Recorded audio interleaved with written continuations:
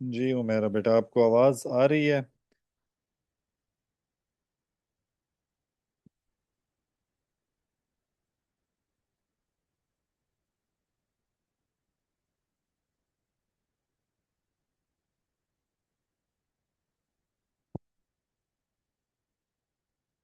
जी आप सबको आवाज आ रही है? टेक्नो BF7 गालबन ये अरफा वो हुई है ऑनलाइन। आप अरफा आप अपना नेम इससे जो है वो वो कर लें।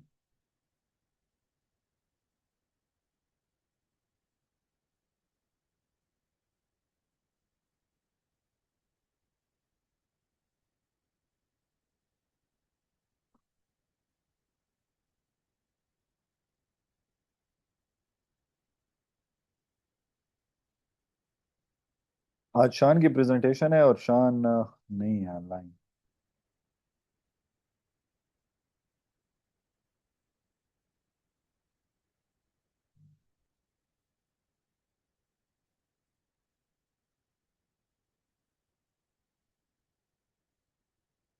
मैं टेक्स्ट कर लूँ शान को।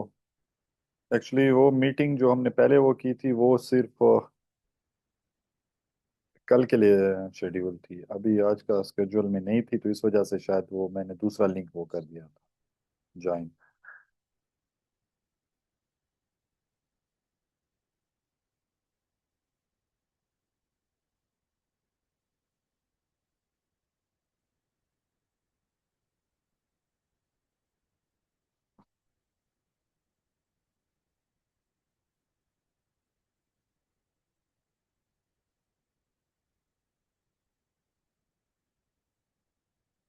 फोर पार्टिसिपेंट ये अरफा हैं। जी शान भी आ गए हैं।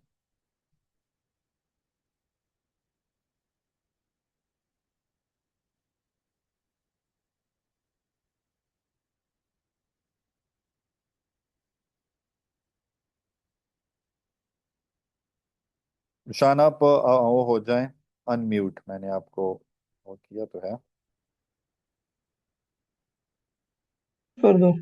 ओके। Hello sir. जी जी शान आपकी आवाज आ रही है। अच्छा आप की वीडियो ऑन हो सकती है? आप ऐसे सिचुएशन में बैठे हैं, ये बैकग्राउंड वगैरह सर ठीक है तो? सर नेट इशू की वजह से ना घर के छत पे आ गया। अच्छा बस चलें, अच्छा कोई बात नहीं है, बस वो प्रेजेंटेशन स्टार्ट करते हैं। Yes sir. आप प्रेजेंटेशन की वो कर लें, शेयर कर लें। सर ठीक है। नहीं आपकी ये वो नहीं आई हमें नज़र, स्क्रीन नज़र नहीं आ रही। एक मिनट सर, सर किधर? शेयर, सिर्फ शेयर पे क्लिक कर दूं? जी आप शेयर पे क्लिक करेंगे ना, नीचे ये ऑप्शन होगा, वहां पर जो है स्क्रीन भी होगी और सिर्फ जो है स्लाइड भी होंगी। लैपटॉप के ऊपर तो डिफरेंट ऑप्शन आते हैं, मुझे उसके ऊपर सर मोबाइल का इमेज नहीं फ्रॉम पता। फाइल। सॉरी कौन सा ऑप्शन है वहां पे? Image from file. जी ये वो करें। एक मिनट सर। सर उधर नहीं आता है। बिस्मिल्लाहिर्रहमानिर्रहीम। सर हमारा टॉपिक, आज का टॉपिक है stages of cellular respiration, simple overview and glycolysis. So what is cellular respiration? Cellular respiration is the process by which cells convert glucose into energy. So it mainly occur in mitochondria except glycolysis. Glycolysis के अलावा जितनी भी हमारे पास cellular respiration है वो mitochondria होते में होता है। तो ओवरऑल इक्वेशन जो है ना, glucose plus O2 into CO2 plus H2O plus ATP हमें एनर्जी देता है। तो main stages of cellular respiration क्या है? सो हमारे पास चार main stages of cellular respiration है। Number one, glycolysis. So glycolysis is the first step. Location in cytoplasm. No oxygen is required. Input one glucose यानी 6 कार्बन का होता है। हमारे पास आउटपुट टू पायरुवेट यानी 3 carbon each. 2 ATP net gain हमें देता है। 2 NADH देता है। तो हमारे पास जो ग्लाइकोलाइसिस स्टेप है ये हमारे पास स्प्लिट करता है ग्लूकोज को इनटू स्मॉलर मॉलिक्यूल्स। फिर हमारे पास सेकेंड जो है वो पाइरुवेट ऑक्सीडेशन है, जिसको हमारे पास लिंक रिएक्शन भी कह सकते हैं। लोकेशन माइटोकॉन्ड्रियल मैट्रिक्स में होता है। Convert pyruvate to acetyl coenzyme A, means के हमारे पास पाइरुवेट जो होता है वो कन्वर्ट होता है एसिटाइल को एंजाइम ए में। आउटपुट हमारे पास जो पाइरुवेट ऑक्सीडेशन में होगा वो ग्लूकोज में होगा। तो हमारे पास एक तो 2 एसिटाइल को एंजाइम ए देगा, 2 NADH देगा, इधर प्रोड्यूस पाइरुवेट में होगा, और 2 कार्बन डाइऑक्साइड हमारे पास लिंक रिएक्शन में पैदा होगा। तीसरे नंबर पर है हमारे पास क्रेब्स साइकिल, जिसको हमारे पास सिट्रिक एसिड साइकिल भी कह सकते हैं। ये लोकेशन इसकी माइटोकॉन्ड्रियल मैट्रिक्स में होती है। इनपुट एसिटाइल कोएंजाइम ए होता है, आउटपुट ग्लूकोज फॉर्म में होगा, मींस 2 ATP, 6 NADH देगा, 2 FADH2 देगा, और 4 कार्बन डाइऑक्साइड हम क्रेब्स साइकिल में प्रोड्यूस होता है। यानी this stage release most of the carbon dioxide, यानी हमारे पास क्रेब्स साइकिल में ज्यादातर कार्बन डाइऑक्साइड रिलीज होगा। फोर्थ स्टेप हमारे पास इलेक्ट्रॉन ट्रांसपोर्ट चेन है। ये हमारे पास लोकेशन इनर माइटोकॉन्ड्रियल मेम्ब्रेन पे होगा। ऑक्सीजन इसके लिए रिक्वायर्ड होगा। यूजेस NADH इसके लिए जो हम यूज करते हैं इनपुट, वो हमारे पास NADH होता है एंड FADH2 होता है, ताकि वो प्रोड्यूस करे ATP में कन्वर्ट हो जाए। आउटपुट होगा 32 to 34, सॉरी इधर है 32 to 34 ATP, और वाटर मॉलिक्यूल इधर प्रोड्यूस होता है। So this is the step where ATP produce. Electron transport chain में ये लास्ट वो स्टेप है जिसमें हमारे पास ATP पैदा होगा। सो इधर है हमारे पास ग्लाइकोलाइसिस। सो ग्लाइकोलाइसिस जो है ना comes from a merger of 2 Greek word से हुआ है। तो ग्लाइकिस स्वीट होता है, एंड लाइसिस जो होता है वो ब्रेक डाउन या स्प्लिटिंग हम इसको कहते हैं। तो it is also known as Embden Meyerhof Parnas pathway, और EMP पाथवे भी हम इसको कहते हैं ग्लाइकोलाइसिस की को। History, glycolysis was the first was very first biochemistry study and is the first metabolic pathway discovered। glycolysis जो है ना ये हमारे पास बायोकेमिस्ट्री में सबसे पहला स्टडी किया है और फर्स्ट मेटाबॉलिक पाथवे है। फिर हमारे पास लॉरेंस पास्चर 1854 से 1864 में आए। Observe that fermentation is caused by microorganisms and also found that aerobic growth required less glucose than anaerobic condition। हमारे पास लॉइस पॉइस्चर ने ऑब्जर्व किया 1854 में से 1864 में कि हमारे पास माइक्रो ऑर्गेनिज्म फर्मेंटेशन भी माइक्रो ऑर्गेनिज्म में भी होता है, लेकिन हमारे पास तो एरोबिक रिस्पायरेशन में हमारे लिए लेस ग्लूकोज एनर्जी वहां पे भी दरकार होते हैं। फिर हमारे पास 1817 में दूसरा आया बुस्चनर, found that reaction of glycolysis can be carried out in a cell free yeast extract। तो हार्डन एंड यंग 1905 में फोन किया कि inorganic phosphate is required for fermentation. हमारे के लिए फर्मेंटेशन के लिए हमारे पास इनऑर्गेनिक फास्फेट रिक्वायर्ड होगा। East extract could be separated in smaller molecular weight essential coenzyme and bigger molecule में डिवाइड होगा, जिसको हमारे पास इधर पायरुवेट। इसके बाद हमारे पास ग्लाइकोलाइसिस की introduction means definition.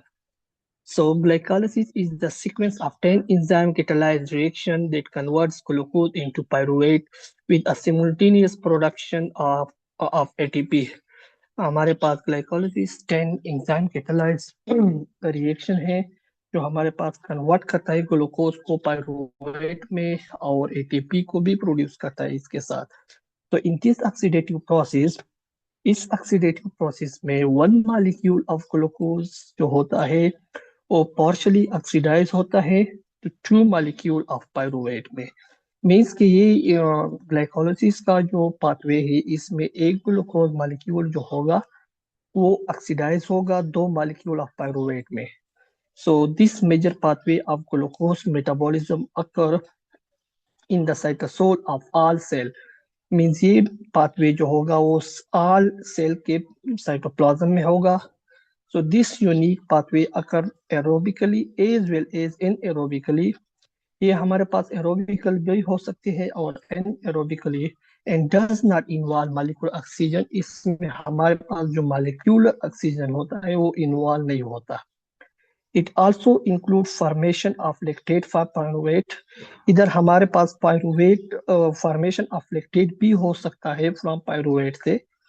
So this glycosidic sequence of reaction differs from species to species only in mechanism of regulation and in the subsequent metabolic fate of the pyruvate form. ये glycosidic sequence जो है ना reaction, ये हमारे पास differ होते हैं different species में only in the mechanism. इसकी मैकेनिज्म डिफरेंट होती है, बाकी सब सेम होता है. So it also include formation. Sir ये इधर डबल हो गया है. So in aerobic organism, glycolysis is prelude यानी नेम दिया है to citric acid cycle. उसको ट्रांसफर होता है साइट्रिक एसिड साइकिल में एंड इलेक्ट्रॉन ट्रांसपोर्ट चेन में एरोबिक ऑर्गेनिज्म में. So glycolysis is the central pathway for glucose catabolism. Glycolysis जो है ना वो हमारे पास सेंट्रल पाथवे है फॉर ग्लूकोज कैटाबॉलिज्म के लिए. ये और ऑल रिएक्शन है ग्लाइकोलाइसिस की के 10 स्टेप है. ये इधर आप लोग देख सकते हैं. So two phases of glycolysis. Glycolysis lead to breakdown of 6-glucose into 2 molecule of 3-pyruvate with the enzyme catalyzed reaction being categorized into 2 phases. हमारे पास glycolysis जो है ना वो हमारे पास 6 कार्बन ग्लूकोज को 3 कार्बन पायरुवेट में एंजाइम कैटालाइज रिएक्शन होता है और ये हमारे पास 2 फेजेस में होता है. फर्स्ट फेज जो है वो प्रिपरेटरी फेज है.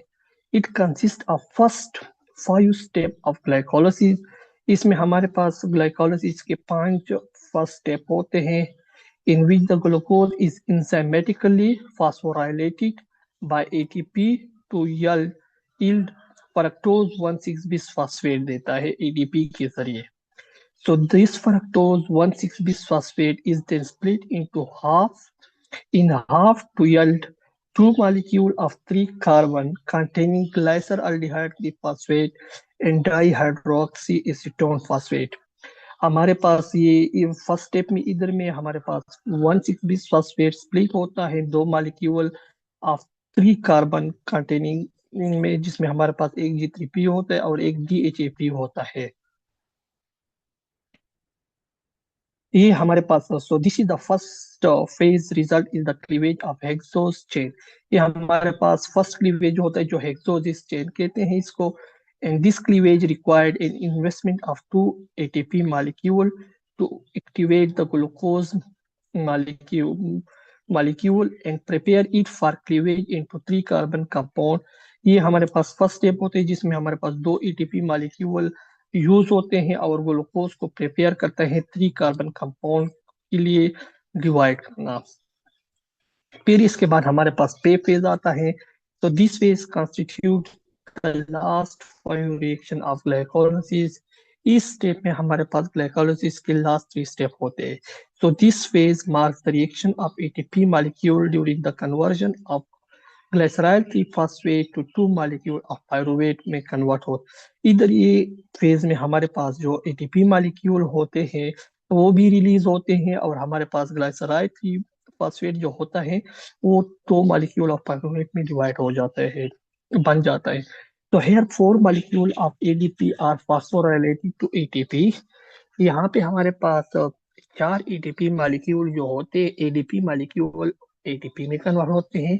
Although 4 molecule of ATP are formed. 4 ATP molecule हमारे पास बन जाते हैं. So the net result is only 2 molecule. The net result जो होते हैं वो हमारे पास 2 molecule of ATP per molecule of glucose oxidized होता है. So since the 2 molecule of ATP are utilized in first phase, but ये जो 2 molecule होते हैं ATP molecule होते हैं वो इस्तेमाल हो जाते हैं फर्स्ट फेज में जो प्रिपरेटरी फेज है. ये और आर डायग्राम है इसकी पे फेज। इसके बाद हमारे पास आता है step wise explanation of glycolysis. So step one है phosphorylation. Glucose is phosphorylated by ATP to form a sugar phosphate बनते हैं। ATP से एक फास्फेट ट्रांसफर हो जाएगा ग्लूकोज को, तो शुगर फास्फेट बन जाएगा। And this is irreversible reaction and is catalysed by hexokinase. ये हमारे पास एक इरिवर्सिबल रिएक्शन होता है और हेक्सोकाइनेज एंजाइम के जरिए। डायग्राम में आप देख सकते हैं ग्लूकोज से ग्लूकोज 6 फास्फेट बन गया हेक्सोकाइनेज एंजाइम के जरिए। एटीपी ने एक इनऑर्गेनिक फास्फेट दे दी ग्लूकोज को, तो ग्लूकोज 6 फास्फेट बन गई। फिर हमारे पास नेक्स्ट स्टेप आ जाता है जिसमें हमारे पास आइसोमराइजेशन है। It is Isomerization, it is a reversible rearrangement of chemical structure of carbonyl oxygen from carbon 1 to carbon 2, forming a ketose from aldose। हमारे पास जो ऊपर ग्लूकोज स्ट्रक्चर है ये एल्डोज है इधर। तो आइसोमराइजेशन में हमारे पास एक रिवर्सिबल रीअरेंजमेंट केमिकल स्ट्रक्चर हो जाएगा ऑक्सीजन की, जो हमारे पास कार्बन 1 से कार्बन 2 में ट्रांसफर हो जाएगा और एल्डोज शुगर कीटोज बन जाएगा। So thus isomerization of the aldose glucose 6 phosphate give the ketose fructose 6 phosphate। तो हमारे पास आइसोमराइजेशन में aldose in glucose 6 phosphate से ketose 6 phosphate बन गया। And this catalyzed by enzyme called phosphoglycoisomerase के जरिए ये कन्वर्ट हो गया। हमारे पास फिर नेक्स्ट थर्ड स्टेप आता है फास्फोराइलेशन। फिर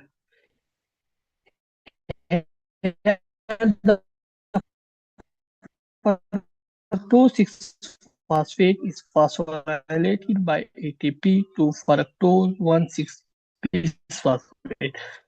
फिर हमारे पास इधर फ्रक्टोज फिर एटीपी यूज हो जाती है इधर और एक एटीपी से फास्फेट ट्रांसफर हो जाता है और हमारे पास फ्रक्टोज 1,6 इरिवर्सिबल रिएक्शन ये हमारे पास है फास्फोफरक्टोकाइनेज एंजाइम के जरिए। ये एंजाइम ये इस रेट लिमिटिंग एंजाइम, ये हमारे पास एक रेट लिमिटिंग एंजाइम है। इट इज एक्टिव, ये एक्टिव होता है when the concentration of ADP is high. जब हमारे पास एडीपी की कंसंट्रेशन हाई होगा तो ये एक्टिव होगा। It is less active when ADP are low. ये लेस एक्टिव होगा जब हमारे पास एडीपी लो होगा and concentration of ATP is high और एटीपी की कंसंट्रेशन हाई हो हमारे पास। ये हम आप देख सकते हैं फ्रक्टोज 6 फास्फेट से फ्रक्टोज 1,6 फास्फेट बन गया बाय फास्फोफरक्टोकाइनेज एंजाइम के जरिए। फिर हमारे पास फोर्थ स्टेप है break down. So this 6-carbon sugar is cleaved due to high energy of phosphate, which destabilize the fructose 1,6-phosphate to produce two molecules, glyceraldehyde 3-phosphate and dihydroxyacetone phosphate। हमारे पास जब fructose 1,6-बिस-फॉस्फेट बन गई तो हमारे पास इधर जो कार्बन 1 और कार्बन 6 पे जो फॉस्फेट ग्रुप है ये हमारे पास फ्रक्टोज को इन डिस्टेबलाइज कर देता है और ये फिर इसकी क्लीवेज हो जाती है 3 कार्बन शुगर में। So this reaction is catalysed by aldose. ये रिएक्शन जो है ना एल्डोस के जरिए कैटालाइज हो जाता है। आप डायग्राम में देख सकते हैं फ्रक्टोज को एल्डोज एंजाइम के जरिए डिवाइड किया है। एक में ग्लिसरॉल्डिहाइड की फॉस्फेट बन गई और दूसरे पर डाईहाइड्रोक्सी एसीटोन फॉस्फेट बन गया। फिर हमारे पास स्टेप 5 आता है आइसोमराइजेशन अगेन आ गया। So dihydroxy acetone phosphate is oxidised to form glycer 3। Dihydroxy acetone phosphate जो है ना ये हमारे पास ऑक्सीडाइज हो जाएगा और ग्लाइसरॉल्डिहाइड फॉस्फेट में ट्रांसफर हो जाएगा। यानी DHA को G3P में कन्वर्ट कर देंगे। तो this reaction is catalysed by triose phosphate isomer enzyme के जरिए होगा। Thus, this pathway will continue with two molecules of single isomer। इधर हमारे पास स्टेप 5 आइसोमराइजेशन में स्टेप 5 में हमारे पास दो G3P बन जाएंगे, एक ग्लूकोज से, और स्टेप 4 में एक DHAP बन गई थी और एक G3P, लेकिन इधर सिर्फ दो दो बन जाएंगे। Step 6 Two molecule of glyceraldehyde 3-phosphate are oxidized.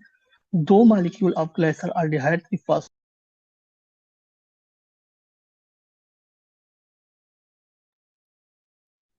शान मेरे ख्याल में ऑफलाइन हो गए, उनका नेट डिस्कनेक्ट हो गया, तो थोड़ा सा वेट कर लेते हैं कि वो आ जाए। जी शान आ गए हैं गालिबा।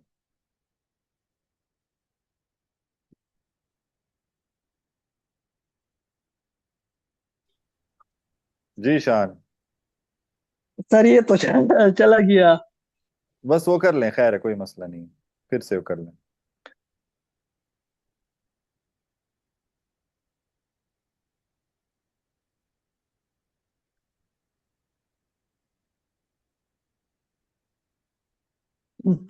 तो सर हमारे पास दो मॉलिक्यूल G3P ऑक्सीडाइज हो जाएंगे सिक्स स्टेप नंबर 6 में। So G3P dehydrogenase catalyses the conversion of G3P phosphate को 1,3 बिसफॉस्फोग्लिसराइड में कन्वर्ट हो जाएगा। G3P से 1,3 बिसफॉस्फोग्लिसराइड में कन्वर्ट हो जाएगी। तो आप रिजल्टेंट रिएक्शन देख सकते हो कि G3P से हमारे पास 1,3 बीस फॉस्फोग्लिसराइड बन गया। इधर हमारे पास NADH जो होता है वो इनऑर्गेनिक फॉस्फेट इधर यूज हो जाएगा। ATP 2 NADH बन जाएगा और हमारे पास दो हाइड्रोजन भी देंगे। Glycer aldehyde 3-phosphate dehydrogenase enzyme इधर यूज हो जाते हैं। फिर स्टेप 6 7 है हमारे पास the transfer of high energy phosphate group this was generated earlier to ADP from ATP। ये हाई एनर्जी फॉस्फेट ग्रुप जो है ना वो हमारे पास जनरेट हो जाती है ADP से फ्रॉम ATP से। दिस phosphorylation यानी addition of phosphate to ADP to give ATP is termed as substrate level phosphorylation is the phosphate donor is the substrate 1,3 bis phosphoglyceraldehyde। ये जो हमारे पास इधर ATP बनती है इसको हमारे पास substrate level phosphorylation कहते हैं।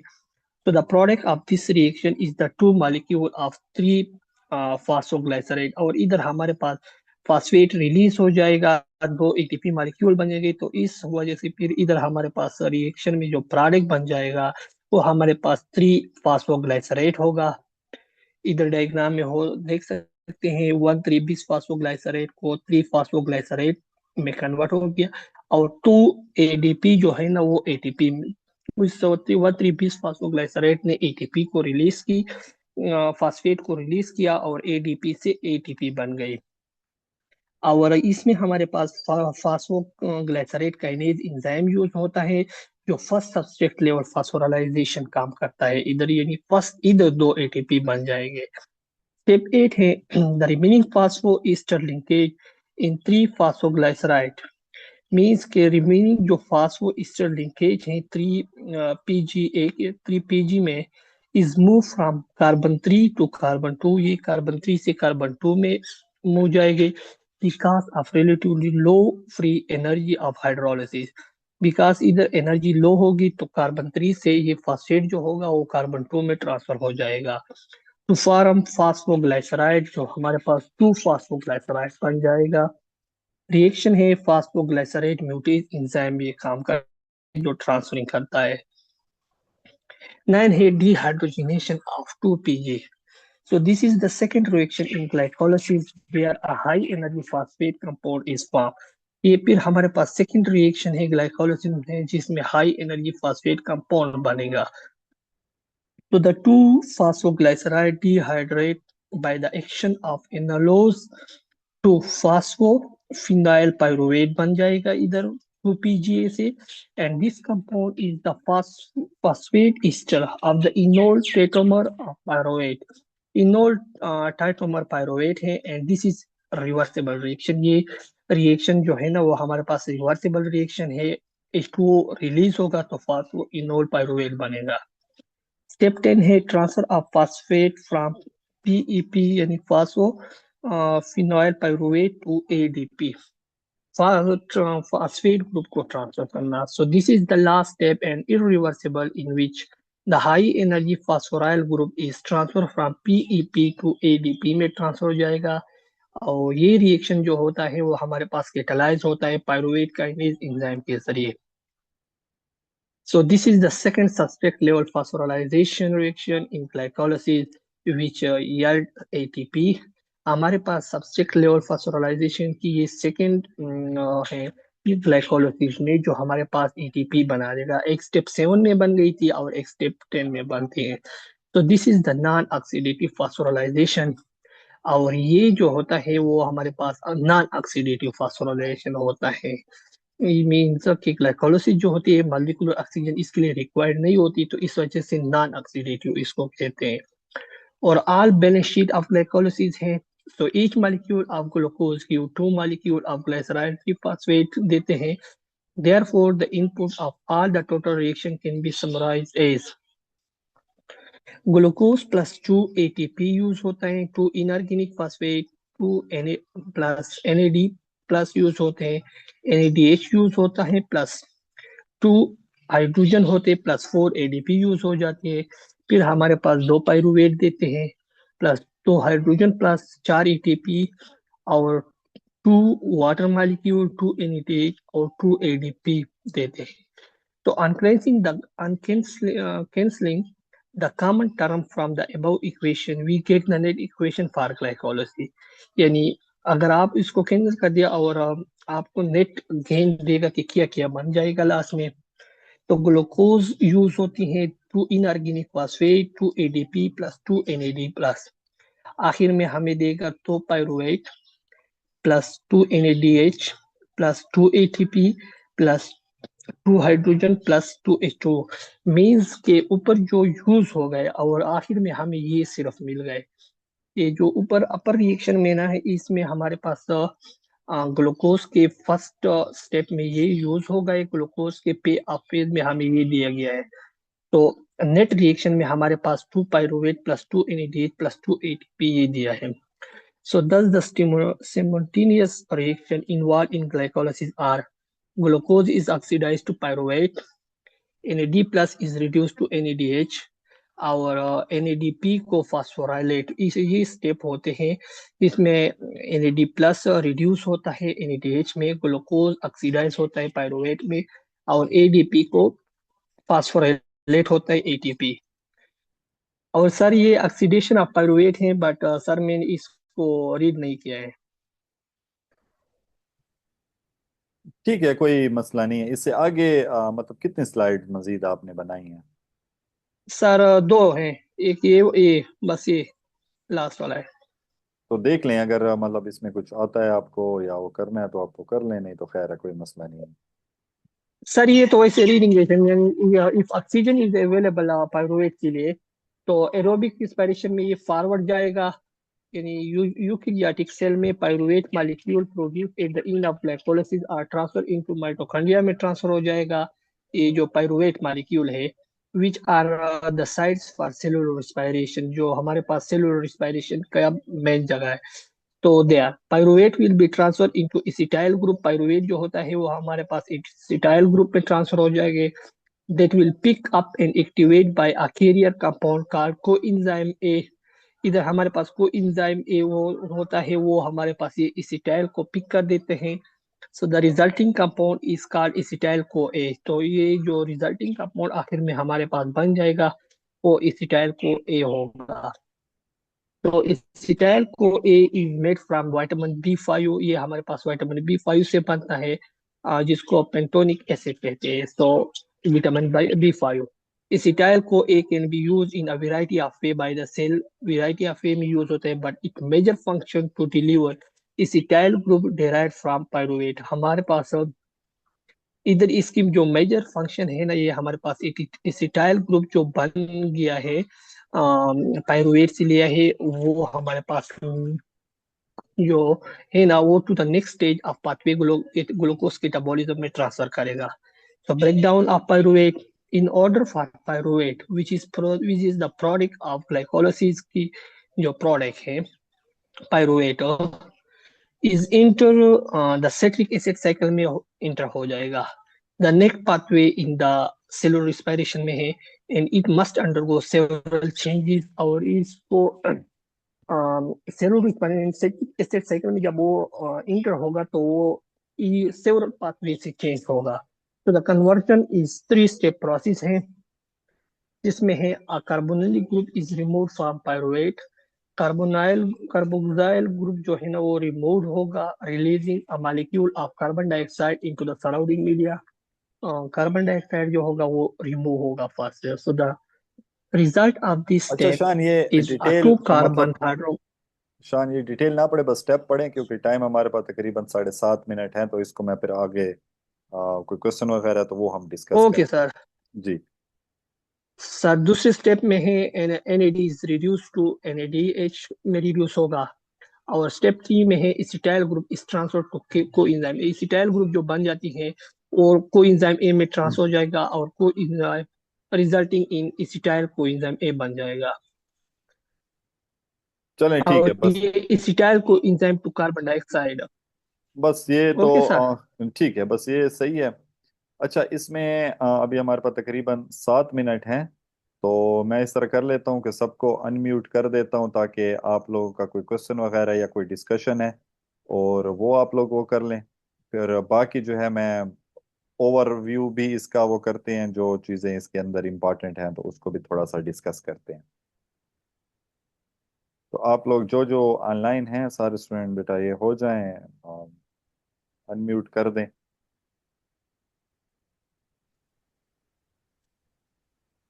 जी हुमेरा हो गई हैं, महक भी हो गई हैं, और अरफा आप हैं। अच्छा जो वो हो चुके हैं, अनम्यूट हो चुके हैं, तो इनका शान बंद ना करें, ये PPT बंद ना करें, इसी में से कोई क्वेश्चन स्टार्ट करें ना, जहाँ से स्टार्ट हुई है हमारी प्रेजेंटेशन आपने। अरफा गालबन रख के चली गई हैं।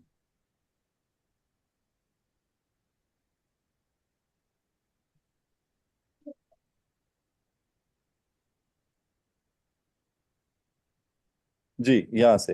अच्छा इसमें पहले तो ये बता देना कि कोई इसमें क्वेश्चन है, कोई चीज़ समझ नहीं आई या कोई क्वेश्चन हो तो शान भी अवेलेबल हैं और मैं भी हूँ, तो इसमें हम वो करते हैं।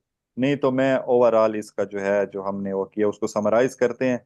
और ये चूंकि थोड़ा मुश्किल है, तो हम कोशिश यही करेंगे कि अगर हमारे पास टाइम हुआ और फिजिकल क्लासेस शुरू हो गई, अल्लाह करे कि हो जाए, तो इसको मजीद फिर हम क्लास में जो है इंशाल्लाह डिस्कस करेंगे।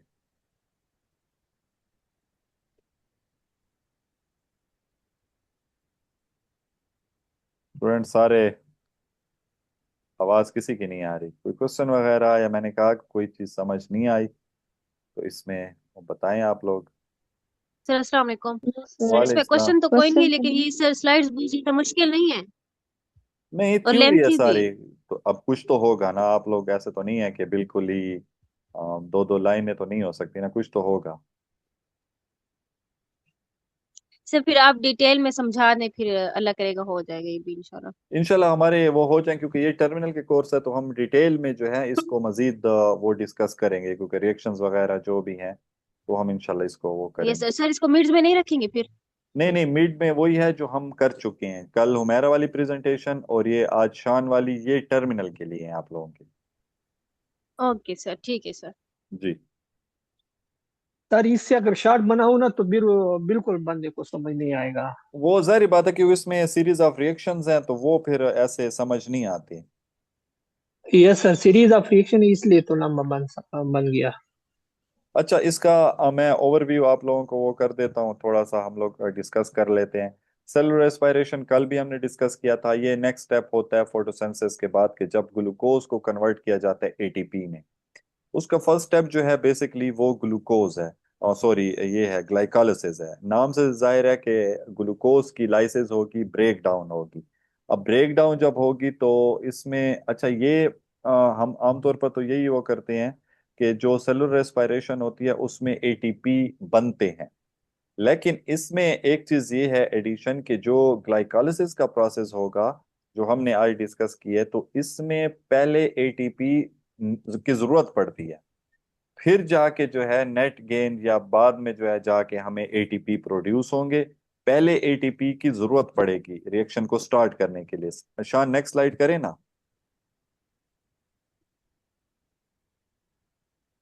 सर करूँ आगे? जी। अब ये ठीक है, अब इसमें देखें ना कि आपको जो है वो, नहीं नहीं नहीं, बैक में जी, इसमें ग्लाइकोलाइसिस फर्स्ट स्टेप होता है, फिर उसके बाद जो मेन स्टेप्स हैं, बैक करें शान, जो अभी स्लाइड आपने ओपन की हुई थी सर ये। ये ठीक है। जी जी जी, यही यही। अच्छा, इसमें देखें पहले नंबर पे ग्लाइकोलिसिस है। जब हमारे पास सेलुलर रेस्पिरेशन स्टार्ट होते ग्लाइकोलिसिस होगा। ग्लाइकोलिसिस के अंदर ऑक्सीजन की यूजली जरूरत नहीं होती, लेकिन जो और रिएक्शन है जैसे इलेक्ट्रॉन ट्रांसपोर्ट चेन, इसमें बेसिकली ऑक्सीजन की जरूरत होती है। वो जब इलेक्ट्रॉन ट्रांसपोर्ट चेन में पढ़ेंगे तो उसमें हम डिस्कस करेंगे। इसमें जो है हमारे पास ग्लूकोज का मॉलिक्यूल होता है 6 कार्बन का, ये इसकी ब्रेकडाउन होगी और हमारे पास नेट गेन जो है 2 ATP जो है वो हमें हासिल होंगे। होता यूजली क्या है कि हमारे पास जो एटीपी प्रोड्यूस होते हैं वो 4 होते हैं, बट हमारे पास 2 ATP पहले रिएक्शन पे यूज होते हैं। तो 2 यूज हो रहे हैं, 4 बन रहे हैं, तो नेट गेन जो अगर हम कैलकुलेट करें तो हासिल हमें 2 ही होते हैं, क्योंकि 2 जो है पहले स्टार्ट में हमें यूज हो रहे होते हैं। ठीक है। तो इसमें जो है पहले ग्लाइकोलाइसिस होगा, फिर ये इंटरमीडिएट रिएक्शन हम उसे कहेंगे या लिंक रिएक्शन कहेंगे। ये बेसिकली जो है हमारे पास साइटोप्लाज्म के अंदर होगा। बाकी क्रेब्स साइकिल और इलेक्ट्रॉन ट्रांसपोर्ट चेंज ये माइटोकॉन्ड्रिया के अंदर। इस वजह से माइटोकॉन्ड्रिया को powerhouse of the cell भी कहा जाता है। और सबसे एंड पे जो इलेक्ट्रॉन ट्रांसपोर्ट है बेसिक, उसमें जो है हाई एटीपी जो है प्रोड्यूस होते हैं 32 से 34। या आपने 32 दो दफा रिपीट किया है, 34 भी कहते हैं, एक बार दफा 36 भी उसे कंसीडर किया जाता है। नेक्स्ट करें शान। ठीक है, फिर एक ग्लाइकोलाइसिस है, ब्रेक डाउन वही चीज है। इसमें सीरीज ऑफ रिएक्शन हमने दो तीन उन्होंने स्टेप्स बताए हैं। फर्मेंटेशन जो है ये बेसिकली एनारोबिक है, माइक्रोब इसको करते हैं, फर्मेंट करते हैं किसी भी चीज को, ये फर्मेंटेशन के अंदर वो आ जाता है। फिर यहाँ पर सीरीज ऑफ रिएक्शन है, सेल फ्री यीस्ट एक्सट्रैक्ट है। यीस्ट एक्सट्रैक्ट वगैरह यानी उसके अंदर सेल्स नहीं होंगे, जो यीस्ट से हम ड्राइव करते हैं कोई भी चीज वो होगी, तो वो यीस्ट एक्सट्रैक्ट के अंदर आ जाएगी। यूजली जो है हम लैब के अंदर जो माइक्रोब की ग्रोथ के लिए भी इस तरह के यीस्ट एक्सट्रैक्ट है, ये हम आमतौर पर वो यूज वो करते हैं। ये इसके अंदर ग्लाइकोलाइसिस इसके अंदर भी हो रही होती है, मतलब हायर कंपाउंड की ब्रेक डाउन हो रही होती है स्मॉलर के अंदर। नेक्स्ट वो करें। अच्छा, लास्ट मिनट है इसको, ये चूंकि अभी बंद हो जाएगा, लेकिन हम इसको फिर से ज्वाइन आपने करना है जस्ट 5 मिनट के लिए, ताकि हम इसको ओवरव्यू इसका वो कर लें एक दफा। ठीक है, फिर उसके बाद जो है ये 10 एंजाइम रिएक्शन होते हैं इसके अंदर, सीरीज ऑफ रिएक्शन हो रहे होते हैं, और हर रिएक्शन के लिए डिफरेंट एंजाइम्स की जरूरत होती है। अच्छा, इसमें जो है ग्लाइकोलाइटिक सीक्वेंस जो है, ठीक है, ये एक चीज थी, न्यू चीज हम कह लें, या एक ऐसी चीज थी कि जो हम यहाँ पर लिखा हुआ है कि ग्लाइकोलाइटिक जो हमारे पास सीक्वेंस होती है of reaction differ from species to species. ठीक है।